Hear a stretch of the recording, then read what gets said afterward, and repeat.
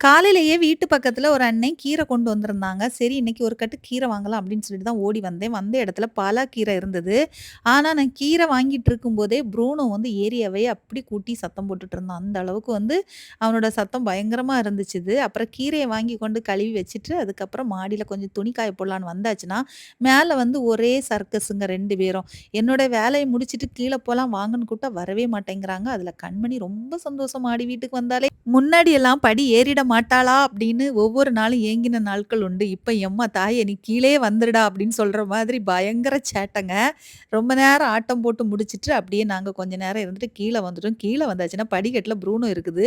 ஆனா ப்ரூனோ இருக்கிறதுனால இவங்களுக்கு இந்த பக்கம் போக முடியல. ப்ரூனோவ சில நேரங்கள்ல பார்த்தீங்கன்னா, கைய வச்சு முதுகுல அடிச்சு என்ன செய்வாங்க, நகர சொல்லுவாங்க. அப்படியே ஒரு வழியா வெளியில வந்துட்டா. சரி இவங்க பெட்ட கொஞ்சம் கிளீன் பண்ணலான்னு பார்த்தாச்சுன்னா பாருங்கங்க. பெட்ஷீட்ட வெளியில எடுத்துட்டேன். ஆனா, அவ எழுந்திருச்சு எனக்கு தந்தா தானே நான் அந்த இடத்த உதறி அழகா என்ன செய்ய முடியும்? விரிச்சு குடுக்க முடியும்னா, அதுலயும் கொஞ்ச நேரம் போராட்டம் பாருங்க.